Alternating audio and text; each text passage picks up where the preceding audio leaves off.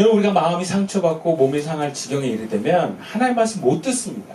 아니, 엘리야 선지자도 그랬는데 우리가 보고 엘리야보다 못하면 우리가 어떻게 그걸 감당하겠어요? 하나님의 말씀에 영에 닿지 못합니다. 영에 닿지 못하면 뿌리를 내릴 수 없고 열매 맺을 수 없습니다. 그래서 하나님께서는요, 몸을 회복시켜 주시는 거예요. 힘든 사람에게 하나님 뭐 하시냐? 마시는 거 먹이는 거예요. 저도 개척교회 하고 힘들었을 때 하나님의 위로는 많은 면에 있어서 실질적으로 저에게 왔던 위로는 먹이시는 하나님이셨어요. 아멘. 정말 잘 먹었어요. 아멘. 네.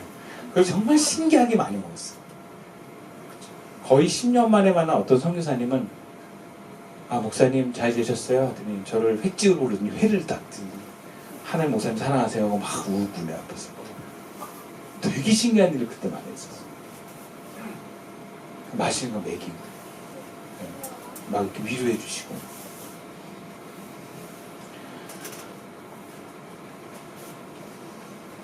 특히 아직도 예수를 모르는 사람들에게는요, 물질이 막히고 건강에 문제가 있고 귀신에 사로잡혔으면요, 예수가 하나님이다, 이게 안 들려요, 여러분. 그래서 예수 믿는 데 있어서요, 몸은 정말 중요합니다. 아직 복음을 모르는 사람들에게 그 물질과 건강의 삶들이 해결되는 것이 굉장히 중요합니다. 그리고 그 몸을 내 바람대로 몸이 건강함에 이르게 하는 데는 우리에게 많은 어려움이 있어요. 우리 스스로가 그렇게 예수님을 붙들어서 나아가기를 원하지만 그 몸이 잘 다스려지지 않습니다. 귀신에 사로잡혀 있거나 오랜 동안 나쁜 습관이 몸에 굳어져 있으면 몸에 쉽게 열리지 않습니다. 말씀을 들으면 내 삶이 변하는데 말씀을 듣지 못하는 몸으로 귀신들이 미혹을 합니다.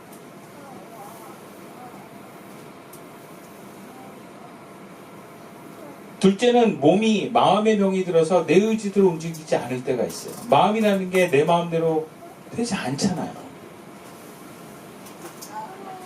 그래서 큰 실패를 경험하거나 좌절감이나 두려움이 클 때, 염려가 많을 때는요, 몸에 문제가 생깁니다. 그럴 때 말씀이 안 들려요. 말씀이 들려주면 산다는 것을 우리가 알고 믿을 수 있지만 우리 몸은 그렇게 내 마음대로 안 됩니다. 그러니까 예수님이 그냥 몸을 치유해 주시는 거예요. 한국교회도 초기에는 예수 믿는 구원만 이거 갖고는 안 되는 거예요. 그러니까 예수 믿는 복 받습니다 얘기한 거예요. 그리고 실제 하나님께서 정말 한국교회 그 경제적 부흥기와 어울려서 많은 축복을 줬어요.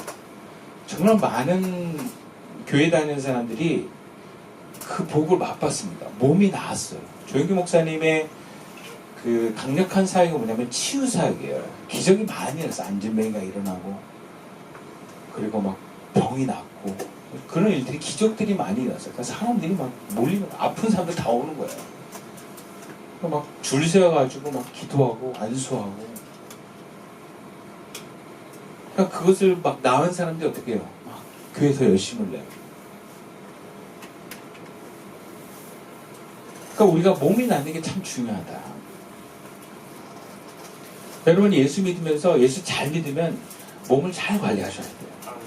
그리고 몸에 문제가 있고 내 마음에 문제가 있으면 해결을 받으셔야 됩니다. 그래야 말씀이 들려요. 그래야 말씀이 들립니다.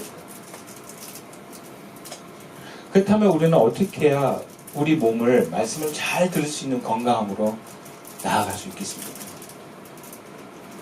오늘 보면 38절 39절 말씀 다시 읽어보겠습니다. 예수께서 일어나 회당에서 나가사 시몬의 집에 들어가시니 시몬의 장모가 중한 열병을 앓고 있는지라. 사람들이 그를 위하여 예수께 구하니 예수께서 가까이 서서 열병을 꾸짖은데 병이 떠나고 여자가 곧 일어나 그들에게 수종드니라. 그리고 우리가 이 몸이 해결되려면 내가 병든 걸 알고 예수님께 나아가셔야 돼요. 베드로 장모는 병들어서 그 몸이 누워 있었어요. 그러니까 예수님이 그 집에 오셨는데도 아무 일도 할 수가 없었어요. 그때 사람들이 가만히 있지 않았습니다. 사람들이 예수님께로 가서 그녀를 낫게 해달라고 강구한 거예요. 무리들이 그 여인을 데려갔다라는 표현을 써요. 그러니까 예수님이 치료를 해준 겁니다. 우리는 몸이 안 좋을 때 안 좋은 걸 인정할 수 있어야 돼요. 가끔 몸이 아플 때 아픔에도 불구하고 잘 안 낫는 사람이 있거든요. 어떤 사람 안 낫냐? 아픔을 인정을 안 해. 안 나. 병원도 안 가 그냥. 나 건강하대. 예. 근데 되게 아파 보이는데. 그렇죠? 인정을 안 해요. 특히 정신적으로 아픈 사람들은요. 정말 인정을 해야 되거든요. 인정을 안 해 그냥. 그러니까 자기 병을 인정하지 않으면 세상에서 치유 못 받습니다. 마찬가지로 예수님 앞에 우리가 나갔을 때 제가 문제가 있습니다 하고 몸이 안 좋다는 걸 인정하실 수 있어야 돼요. 제가 아픕니다 예수님. 고쳐주세요. 내 마음이 지금 내 몸을 짓누를 만큼 우울증에 빠져 있습니다. 주님 고쳐주세요 하셔야 돼요. 주님 제가 지금 이 몸이 말씀으로 나가지 않고 계속 나도 모르게 게임으로 나갑니다. 고쳐주세요 하셔야 돼요. 제가 병들었습니다 하셔야 돼요. 그래야 몸이 낫습니다. 여러분 귀신을 우리가 문화적으로 생각하는 어떤 이상한 거 생각하지 마시고요. 보이지 않는 어떤 성경에서 말하는 어떤 혼적인 우리를 유혹하고 뭔가 자꾸 우리를 나쁜 쪽으로 인도하는 생각, 감정을 동요시키는 어떤 영적인 존재라고 아시면 돼요. 그러니까 우리 안에 귀신이 들어왔다고 너무 수치스러워할 필요가 없어요. 오히려 그 귀신이 하고 분리를 내놓고 예수님 이거 쫓아내 주세요. 이게 훨씬 더 주님이 우리를 향한 모습인 줄 믿습니다. 막 귀신 없는 척하고 다니지 마세요. 네. 얼마나 그득그득한데요. 귀신이라는 게 결국 생각이에요. 나쁜 생각, 나쁜 소리들, 미혹의 영 이렇게 표현을 하거든요. 우리가 그런 거에 사로잡힌 사람 보면 저 인간이 아니야 막 그러잖아요. 여러분 부부싸움 할 때 상대방 보면 인간이 아니잖아요. 그렇죠? 귀신에 사로잡히면 그래요. 표정도 바뀌어요.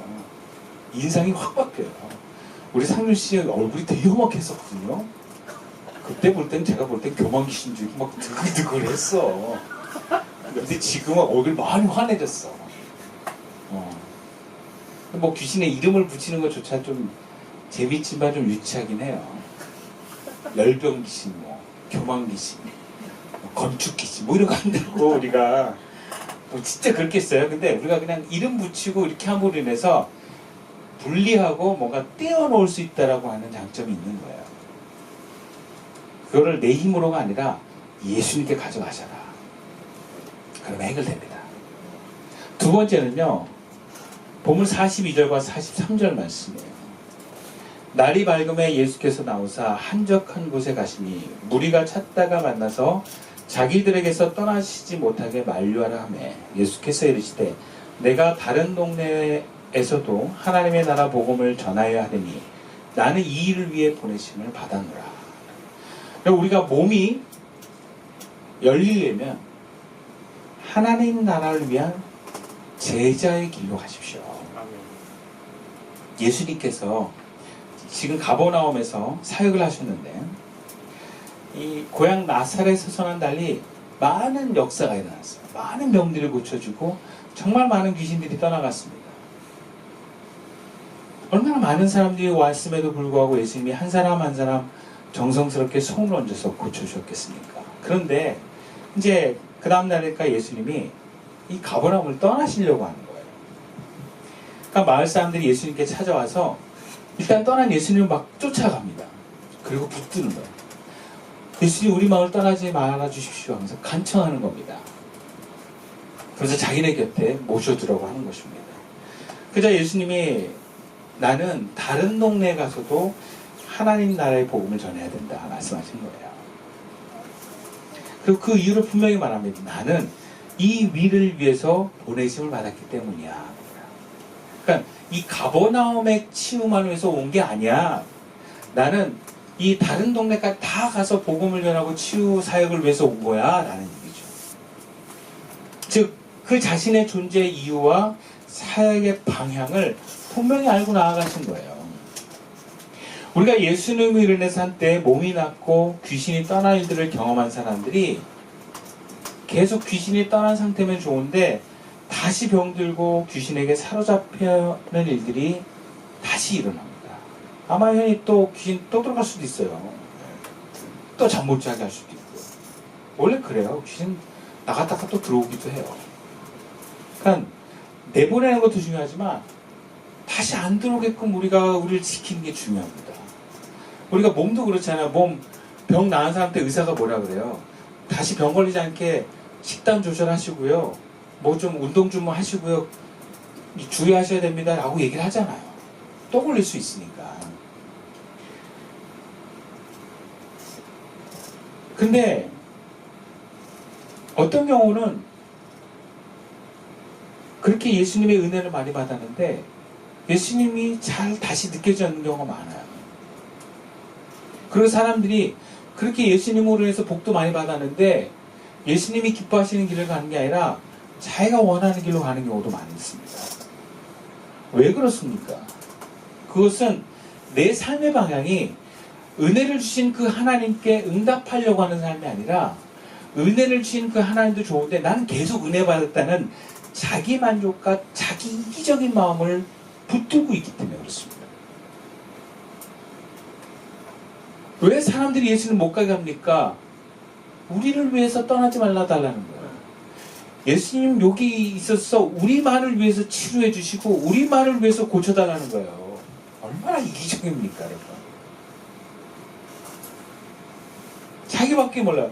저 다른 마을 사람들은 치유받을 사람 없었겠습니까? 다른 곳에 가서 예수님이 병을 낫게 하고 귀신을 쫓아내는 사역하는 것이 얼마나 더 소중합니까? 넓은 의미로 봤을 때. 우리만 있는 거야, 우리만. 그럼 교회 안 다니는 사람들이 교회 다니는 욕할 때 뭐라 그러냐? 자기들끼리만 좋아해요. 그래. 교회 안에서만 자기들끼리만을 위한다라는 거예요. 교회 다니는 사람들이 더 이기적이라는 거예요. 실제 그런 모습들이 많습니다. 교회 밖에 있는 사람들은 그냥 무시해버리는 거예요. 여러분, 이기적인 것은 결코 예수님의 방향과 다릅니다. 예수님은 그렇게 떠나셨습니다. 예수님의 사역은 가버나움에 갇혀있지 않았습니다. 그럼 어떻게 해야 됩니까? 다시 병들지 않고 다시 귀신이 안 들어오려면 어떻게 해야 되겠습니까? 예수님을 붙들어 놓는 게 안 된다면 어떻게 해야 되겠습니까? 내가 예수님 따라가면 되는 거예요. 내가 예수님을 따라다니면 병 다시 안 들 수 있고요. 실내 병들어도 예수님 병들었어요. 그럼 옆에 있으니까 바로 고쳐줄 거 아니에요. 예수님을 붙들어 놓지 말고 예수님 가시는 길에서 내가 따라가면 되는 거예요. 예수님은 어떻게 가십니까? 복음 전하는 일로 가시잖아요. 그러면 복음 전하고 하나님 나라 사역하는 걸 내가 함께 하면 됩니다. 예수님을 따라다니는데 맨날 병만 나으려고 그러고 맨날 밥만 얻어먹으려고 따라다니면 거지가 따로 없어요. 그렇게 따라다니는 건 따라다니는 게 아니에요. 제자로 함께 가는 것입니다. 그걸 동행이라고 해요. 여러분, 예수님 우리가 동행하기 원하지 거지처럼 따라다니기 원하지 않습니다. 예수님 동행하면 우리에게 뭘 요청하십니까? 우리에게 어떻게 대해 주십니까? 일단 우리를 책임져 주십니다. 먹고 자는 거 책임져 주세요. 예수님이 제자들을 책임져 주셨습니다. 그렇지 않아요? 예수님이 제자들 굶기지 않으셨어요. 심지어 안식일 날도 배고파? 먹어 그래요. 예수님이 얼마나 제자들을 사랑하셨는지 알 수 있어요. 그리고 항상 예수님 제자들과 함께 먹고 함께 주무시면서 3년을 같이 사신 거예요. 그리고 하나님 나라 하는 일에 예수님이 제자들과 함께 해요. 야, 너 저 마을에 가서 예수 이름으로 귀신을 쫓아내고 축복해라. 그 제자들이 막 파송받아서 축복하고 말씀을 전하는 일이 일어나지 않습니까? 그리고 예수님께서 가버나움을 떠나셨을 때 나중에 마을에는 다시 병들고 다시 귀신이 들어왔을 것입니다. 근데 예수님은 다시 그곳에 계시지 않았습니다. 그러나 그곳에 살았던 베드로, 야고보, 요한은 예수님을 따라 나섰습니다. 그리고 나중에 예수님처럼 베드로, 야고보, 요한도 안진뱅이를 일으키고 병을 치유하고 귀신을 쫓아냈습니다. 그러니까 우리가 몸이 건강하고 영이 건강하고 내 영의 말씀이 뿌리내서 열매 맺는 삶은 예수님과 동행하는 제자의 삶을 살면 됩니다. 아직은 내가 제자의 삶이 아니지만 제자의 삶으로 갈 것을 소망하십시오. 아멘. 그럼 건강해집니다.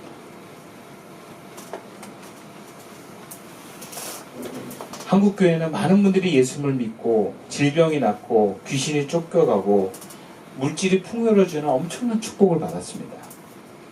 그때 그렇게 병 낫고 풍요로워지고 건강해지고 복을 많이 받았는데 예수님을 따라 나서지는 않았어요. 교회에 잘 다닌다고 예수님 따라다니는 게 아니에요.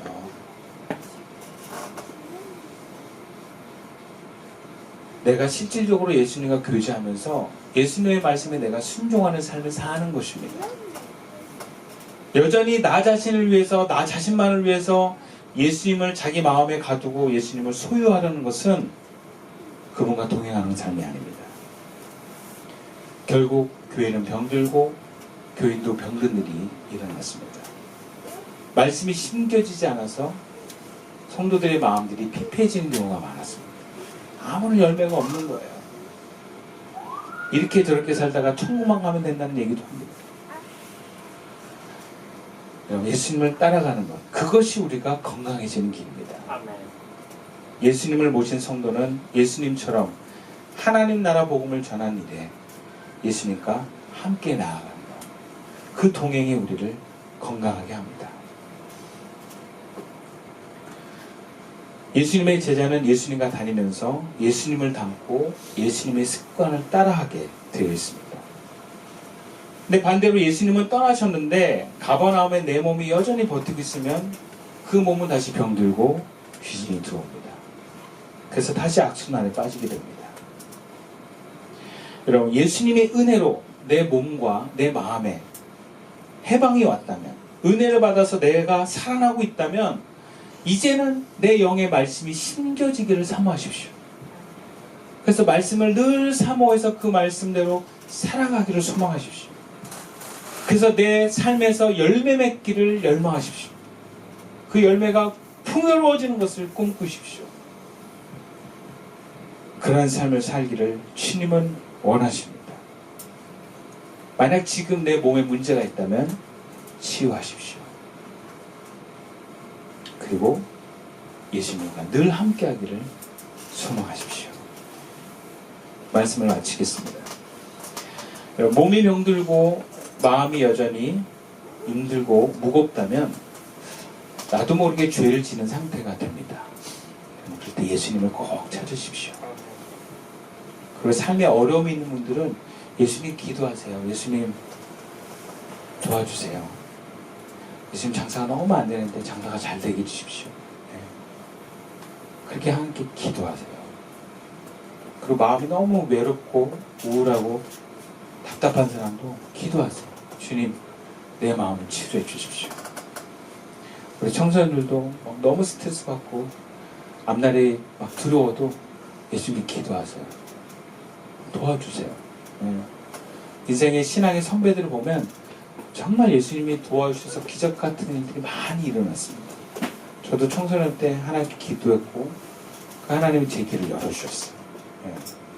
제가 경제적으로 굉장히 힘든 시기였는데 가장 경제적으로 돈이 많이 드는 성악을